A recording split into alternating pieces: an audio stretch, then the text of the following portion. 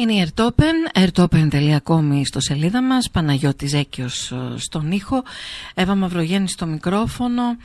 Και με αφορμή όλα αυτά τα γεγονότα που συμβαίνουν, αυτές τις καταστάσεις τις δύσκολες για τις ασθένειες που έρχονται και παρέρχονται και που έρχονται και δεν παρέρχονται πάντα, για το πόσο το σύστημα πραγματικά υγείας καλύπτει και σε τι βαθμό την κάθε περίπτωση, ακούγοντας και τους προηγούμενους ομιλητές, θέλω να σταθώ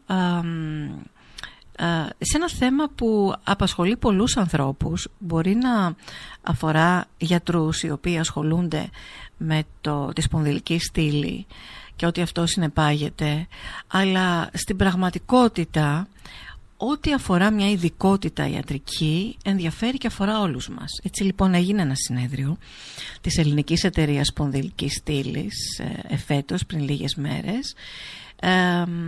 Συμπληρώθηκαν 20 χρόνια από την ίδρυση της εταιρείας, αλλά παρότι ο στόχος είναι να αναδειχθούν κάποια ελπιδοφόρα θέματα, υπάρχουν άλλα ζητήματα τα οποία παραμένουν υπαρκτά, έτσι, και δεν βρίσκουν ακόμα τη λύση τους.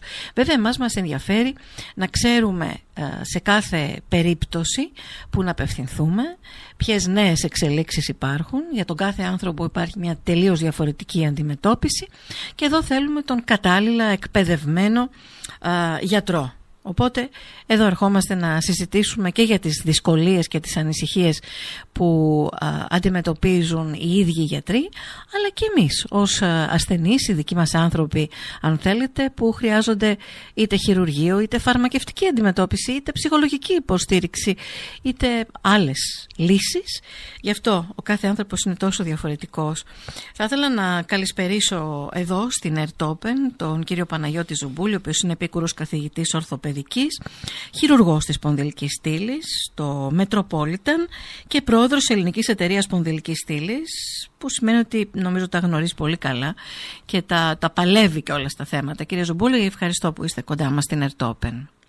Κυρία Μαυρογέννη, ευχαριστώ πάρα πολύ εγώ για τη φιλοξενία και ακούγοντάς σας την εισαγωγή, πραγματικά θέσατε τα πράγματα όπως τα αντιμετωπίζουμε και έχετε καλύψει ένα πολύ μεγάλο μέρος όλων αυτών των προβλημάτων που οπωσδήποτε τους ανθρώπους που μας εμπιστεύονται τους ταλαιπωρούν, μπαίνουν στο μυαλό τους, και σίγουρα εμείς πρέπει να έχουμε την υπευθυνότητα απέναντί τους το πώς θα τους αντιμετωπίσουμε, μας απασχολούν. Εσείς ως γιατροί, ορθοπαιδικοί αρχικά και κατ' επέκταξη ειδικά εκπαιδευμένοι στα θέματα της σπονδυλικής στήλης, αλλά να υποθέσω ότι περιβάλλεστε από ομάδα ανθρώπων που έχει να κάνει με την ψυχολογία του ασθενούς, με τη φυσικοθεραπεία, με την νοσηλεία, για την μετέπειτα νοσηλεία του επίσης.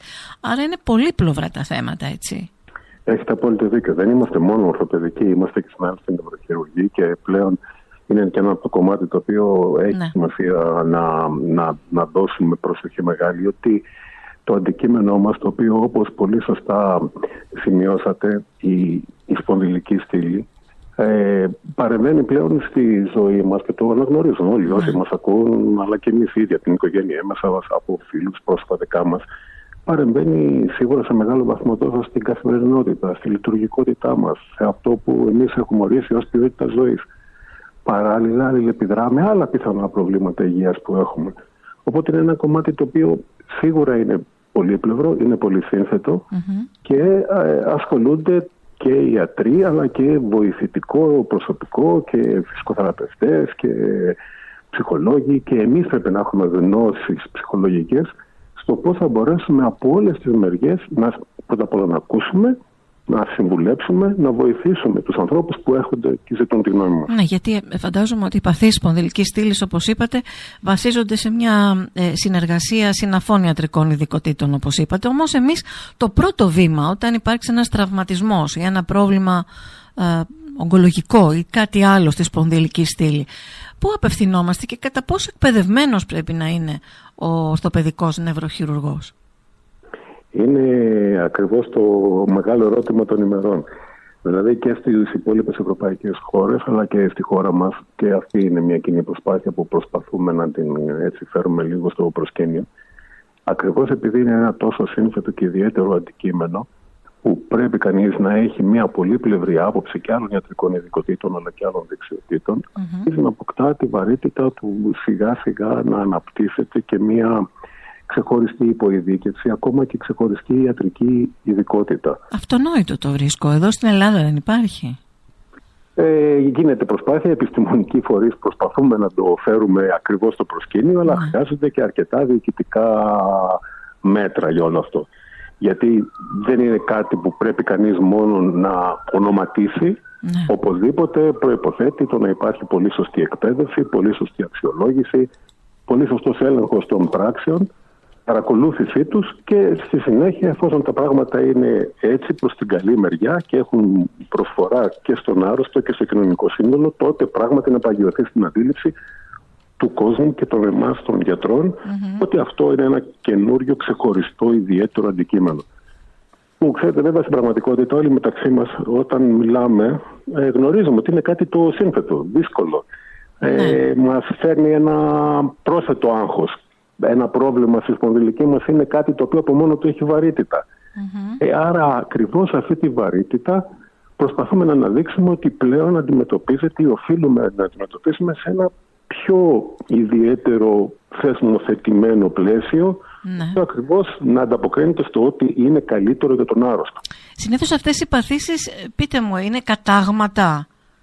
Είναι τραυματισμοί, είναι εκφυλιστικά προβλήματα που μπορεί να έχουμε όλοι και από μικρή ηλικία. Είναι παραμορφώσεις, πώς αναπτύσσεται το σώμα μας, που βέβαια δεν μιλάω μόνο για το κοσμητικό κομμάτι, αλλά μιλάω και για σοβαρά ιατρικά θέματα τα οποία μπορεί να αλλάξουν τη στάση μας και όλη την λειτουργικότητά μας μέσα στην ημέρα. Είναι ογκολογικά περιστατικά, άνθρωποι που έχουν προβλήματα τέτοια, όπως πολύ σωστά αναφέρατε. Είναι και η αρθρίτιδα μέσα, είναι οι αθλητικές κακώσεις, οι όγκοι των οστών. Όλες οι κακώσεις που μπορεί να έχουμε, όλη η γκάμα. Μάλιστα, καταλαβαίνω. Άρα ξεκινάμε από τη διάγνωση. Εδώ βέβαια, ξέρετε, πολλοί ασθενείς σε τέτοια θέματα ορθοπαιδικής φύσεως, που δεν ξέρω έναν άνθρωπο που να μην έχει πρόβλημα, από το πιο ελαφρύ μέχρι το σοβαρότερο βεβαίως, είναι το κατά πόσο, ξέρεις, ακούει τη μία γνώμη ενός γιατρού και του λέει εδώ θες χειρουργείο. Μπορεί να ακούσει τη γνώμη ενός άλλου γιατρού που λέει ας το ξεκινήσουμε με άλλο τρόπο και θα δούμε. Δηλαδή, καταλάβατε, είναι πώς θα δείξουμε και πού. Γι' αυτό χρειάζεται αυτή η εξειδίκευση του γιατρού, για να δείξουμε και εμείς την ανάλογη εμπιστοσύνη και να τύχει της πρέπουσας αντιμετώπισης σε κάθε περίπτωση του κάθε ασθενούς από τον ορθοπαιδικό χειρουργό σπονδυλικής στήλης προκειμένου. Έχετε απόλυτο δίκιο και γι' αυτόν ακριβώς το λόγο πλέον και στη χώρα μας αλλά και στο εξωτερικό, που λίγο τα πράγματα έρχονται λίγο πιο νωρίς, ακριβώς σχηματίζονται τέτοιου είδους ομάδες που έχουν να κάνουν τόσο με τους γιατρούς που είναι αποκλειστικά αρμόδιοι για το αντικείμενο, είτε είναι ορθοπαιδικός είτε νευροχειρουργός, αλλά υπάρχουν και ομάδες οι οποίες έρχονται συμβουλευτικά. Υπάρχουν άλλες ιατρικές ειδικότητες με τις οποίες πρέπει να συνεργαζόμαστε, παράδειγμα ρευματολόγοι ή ενδοκρινολόγοι. Που όλον η γνώμη έχει κάτι να βοηθήσει στην αρχική διάγνωση, στην προσέγγιση ενός προβλήματος, στη μετέπειτα αντιμετώπιση. Δεν είναι απαραίτητα χειρουργική αντιμετώπιση. Μπορεί να είναι φυσικοθεραπευτική, μπορεί να είναι φαρμακευτική, μπορεί να είναι συμβουλευτική στην τροποποίηση κάποιων συνηθιών μες στην καθημερινότητα. Και όποτε χρειάζεται χειρουργείο, αυτό και να σχεδιαστεί σωστά και να προγραμματιστεί σωστά και να εκτελεστεί σωστά. Οπότε να έχουμε το καλύτερο αποτέλεσμα.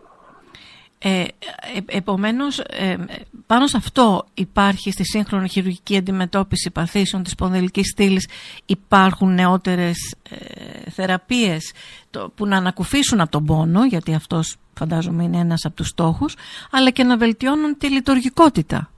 Έχετε πολύ δίκιο. Υπάρχουν, όπως και σε όλους τους τομείς της ιατρικής, και όλοι μας ακούμε πόσο μεγάλες και τεχνολογικές αλλά και ιατρικές εξελίξεις κατά αυτές υπάρχουν.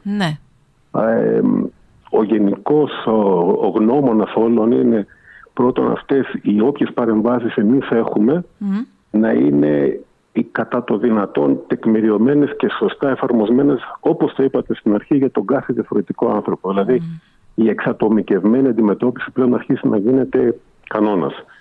Βέβαια υπάρχουν ιατρικές αρχές για το κάθε πρόβλημα. Και από εκεί και μετά όλες οι εξελίξεις συντείνουν οι παρεμβάσεις να γίνονται με μεγάλη ασφάλεια, να στοχεύουν σε μια πολύ γρήγορη, λέμε εμείς ιατρικά, κινητοποίηση ενός ανθρώπου μετά το χειρουργείο, αλλά στην πραγματικότητα σημαίνει να επανέλθει στη ζωή του, όποια είναι αυτή, που την ξέρουμε από πριν, να επανέλθει πάρα πολύ πιο γρήγορα. Πιο γρήγορα. Αυτό βοηθάνε κάποιες νέες μέθοδοι?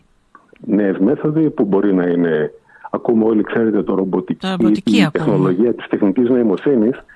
Αυτό από μόνο του είναι ένα κλισέ, αλλά αυτό όταν απευθυνθούμε στους κατάλληλα εκπαιδευμένους και σωστούς εφαρμόσεις των τεχνικών, και το αποτέλεσμα είναι και το σωστό. Ναι, γιατί μπορεί να λέμε για ρομποτική χειρουργική, αλλά δεν είναι το ρομπότ, είναι πρώτα απ' όλα ο γιατρός. Έτσι. Πολύ σωστά. Ακριβώς. Το ξεχνάμε. Είναι ο άνθρωπος πάντα, από πια οποιαδήποτε τεχνολογία. Ακριβώς.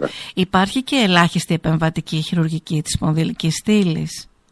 Υπάρχουν τεχνικές οι οποίες βοηθούν στο να αντιμετωπίσουμε κάτι με μικρότερο μυϊκό τραύμα τις περισσότερες φορές. Ναι. Βέβαια εδώ πρέπει κανείς πάλι να έχει κατά νου ότι μερικές φορές πέφτουμε στην παγίδα κάνοντας πρώτα εμείς οι γιατροί ένα λανθασμένο συμβιβασμό μέσα μας. Συμβιβασμό, λανθασμένο, ναι. Βέβαια. Ναι. Να κάνουμε κάτι μήπως είναι λιγότερο παρεμβατικό, δεν είναι πάντα το ίδιο αποτελεσματικό. Σωστά. Γι' αυτό χρειάζεται κανείς πράγματι πολύ καλή και γνώση όλων των διαφόρων τεχνικών, αλλά και πολύ μεγάλη ειλικρίνεια απέναντι στον εαυτό του και στον άνθρωπο που έχει απέναντί του, τι ακριβώς ταιριάζει καλύτερα στον καθένα μας. Ναι. Έτσι είναι, όπως το λέτε. Είναι το σωστό. Ναι. Λοιπόν, επομένως είναι μεγάλη γκάμα των παθήσεων της σπονδυλικής στήλης που αντιμετωπίζεται, και να επαναλάβουμε ότι χρειάζεται σαφώς η απόλυτη εξειδίκευση. Ακριβώς, η εξειδίκευση, η πολύ καλή συνεργασία, η ανθρώπινη προσέγγιση και από τον γιατρό και το χτίσιμο μια σχέση η οποία θα έχει την παράλληλη εμπιστοσύνη, και οι δύο πρέπει να δείξει μία στον άλλη εμπιστοσύνη. Και βέβαια μετά την κάθε επέμβαση, παρέμβαση, ό,τι και αν είναι, εδώ ερχόμαστε μετά σε άλλα θέματα αποκατάστασης, όπου και εκεί το κράτος θα πρέπει ίσως οικονομικά να βοηθάει ακόμη περισσότερο τις συνεδρίες που απαιτώνται, γιατί είναι δύσκολες οι παθήσεις στην αποκατάστασή τους. Πολλές από αυτές. Δηλαδή, αν καταλήξουμε στο χειρουργείο, δεν τελειώνει η αντιμετώπιση την ημέρα του χειρουργείου. Είναι όλος ο χρόνος μετά, που χρειάζεται τόσο την ιατρική παρακολούθηση, τόσο την φυσικοθεραπευτική προσέγγιση, τόσο την αποκατάσταση. Πώς θα επανέλθω στην οικογένειά μου, στη ζωή μου, στην εργασία μου. Έναν άνθρωπο στο πλάι, υπάρχουν και μοναχικοί άνθρωποι, έτσι. Ακριβώς, έχετε απόλυτο. Και εκεί είναι όλο η κοινωνική επίπτωση τέτοιων προβλημάτων. Που αυτά σίγουρα χρειαζόμαστε πολύ μεγαλύτερη βοήθεια από το κράτος. Μάλιστα. Πολιτική βούληση χρειάζεται. Μιλάμε για τα αυτονόητα. Εσείς από μέσα οι γιατροί τα ξέρετε καλά. Έτσι, μετά από έχετε τόσα δίκιο χρόνια. σε αυτό. Ναι. Και βεβαίως συγκρίνεται και το τι γίνεται στο εξωτερικό, έτσι, πώς αντιμετωπίζονται τα θέματα και σε άλλες χώρες. Λοιπόν, κύριε Παναγιώτη Ζουμπούλη, αν δεν έχετε κάτι άλλο να σας ευχαριστήσω πολύ, να πούμε πάλι ότι είστε ο πρόεδρος Ελληνικής Εταιρείας Σπονδυλικής Στήλης για το έτος αυτό. Και των συναδέλφων και για την προσπάθεια που κάνετε και για το βήμα που μας δίνετε να πούμε πράγματα που νομίζω ότι είναι χρήσιμα σε όσους μας ακούν. Να τα πούμε και να βρουν και τη λύση τους για σας και για εμάς όλους. Σας ευχαριστώ, κύριε Ζουμπούλη. Να είστε καλά.